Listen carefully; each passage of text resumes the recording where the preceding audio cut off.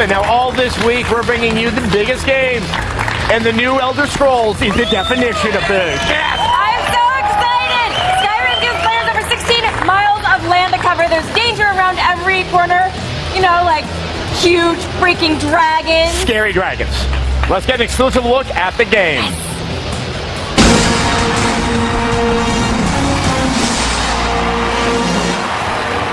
Here to walk us through the next chapter of the Elder Scrolls series is game director at Bethesda, Todd Howard.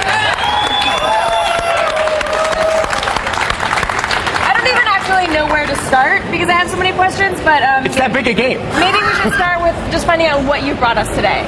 We're giving your audience a big sneak peek. We have a 30-minute demo we're showing in private here at E3, but we're going to give you guys a really, really big chunk of it. This is Skyrim running on the 360. We have a brand new engine we've written for the game, all new graphics, all new gameplay. We just try to make a big, crazy role-playing game with as much stuff as possible in it, just overwhelm you with detail. I mean, obviously, I would not have thought the 360 when I first looked at it, but I'll take your word at it, Todd. I mean, what have you done that's less apparent with the graphics engine and the way that you presented the game? It's, for us, all the little things like you're seeing here, like plants, micro detail, big epic things like mountains. You can walk to the top of that mountain. So we really deal with levels of detail, streaming that in. We have to draw everything. We can't hide it. Being able to look at all these plants, pick up the flowers. We're really big into just suspending your disbelief that you are in this world. You can play in third person as well. So we have a new animation system which looks great. A lot of people like to do this, something we spend a lot of time on as well. Are you guys just a little bit crazy when it comes to putting those flowers all on the ground? We are crazy. We have a really big team of amazing people at Bethesda. The group that did Morrowind, Oblivion, then Fallout 3. And after Fallout 3, we jumped on this, and we just wanted to make, hey, let's throw the stone as far as we can. And so you have a sort of a new AI system as well. We do. We have this new system called Radiant Story that makes the game dynamic for you. What we're showing here is you can swing. Your right trigger does your right hand, the left trigger does your left hand. You can hotkey items. So I'm putting a healing spell in my left hand. So you are who you play. You want to play like a battle mage, you just do it. You don't have to pick some character in the beginning. You can put that spell in either hand. So right trigger and then left trigger. What's really cool is if you pull both triggers at the same time, you're going to get a bigger, more powerful version of that spell. Up here, this is new. These are called the Guardian Stones. These are standing stones in the game that you'll find, and they help you define your character by kind of having the stars bless you with a special power. You can only have one of these at a time. So this one right here, the Warrior Stone, is going to make all of your warrior skills increase faster. But so this is not something that you pick in the beginning of the game. This is something that happens along the way. No, you find them as you play. These three are kind of the basic ones. You find them very quickly. All right, looks like we have some combat here.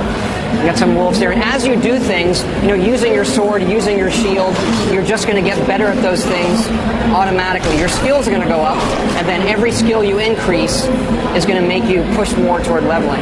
This is cool. First time we're showing it, the game's interface. So it has 4 different sections, and you can look at all of the items, and we have thousands of these things. And what's really cool is they're all 3D. You can look at them, zoom them around, see like what kind of culture made these, and our artists just went to town. I mean, literally thousands of objects, right down to these elven helmets, the food you pull off creatures, pork or meat here, there's salmon, and you can cook those things and they become better.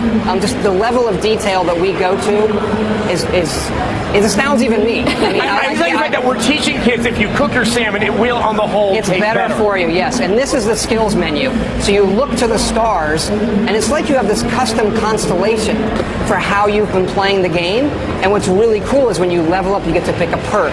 So each of these is actually a perk tree as well. And then as you play, it's drawing this constellation for you. So just looking at your perks is a lot of fun. And then the map here, it really shows what the engine can do. We're just pulling the camera back, and there's the world. Wow. Back to sort of the classes that we saw there, you have taken a new approach with the leveling system where you're not kind of setting yourself on your path before you've started playing the game. Right, you just play, and then you get better at certain things. Then when you level up, the perks let you define your character even more. This is one of the first towns you come to, Riverwood, and here you're going to see some of the dialogue here. And it looks like that when you're conversing, if you played Fallout, if you played Elder Scrolls 4, camera zooms in, you're kind of looking at the It's all real townspeople. time. It's kind of just a trim thing for us now, not to take you out of the game. And you'll see people having jobs. You can do all these things as well. So one of the So things, no, I can pick up a job too if I think, hey, blacksmithing looks awesome. I can. you can do it. Smithing is a skill. You can improve your weapons. We have a working economy that you can either do. You can actually sabotage this wood mill if you want. And so am I going to be able to participate in that economy? Slightly. It's kind of, it's a light touch, I would say. Right. We have horses as well. Now, that horse doesn't have any armor right now. It doesn't. Insert all the jokes you want. We'll sell it later for exorbitant sums. Yeah. So horses are a great way to get around the world faster. Yeah. We're riding up into the mountains here, and you're going to see the weather change dynamically. Yeah, no, obviously with all this free roaming, sort of, there's always been that ebb and flow from Morrowind to Oblivion. Of, do you allow the enemies to sort of level up with you, or can you inadvertently wander to an area where you have very high level enemies? How have you dealt with that? It's something we've done differently each time. This works very much like Fallout 3, in that there are harder areas, there are easier areas. We do randomize it a bit to keep it interesting based on your level. Here you're going to see the biggest mountain in Skyrim, the throat of the world, and at the top of this live the Greybeards. They're masters of the voice, and that's one of the powers you learn. This is one of our dungeons, Bleak Falls Barrow. It's one of our over 150 dungeons in the game, and here the ancient Nords used to worship dragons, and they're long lost to the Elder Scrolls, but as you guys know, they're back in this game. And these dungeons are hand-drawn? Yep, they're all handcrafted. The whole world is handcrafted. You put 150 handcrafted dungeons in? We spent a long time. You're going to see a dragon coming in.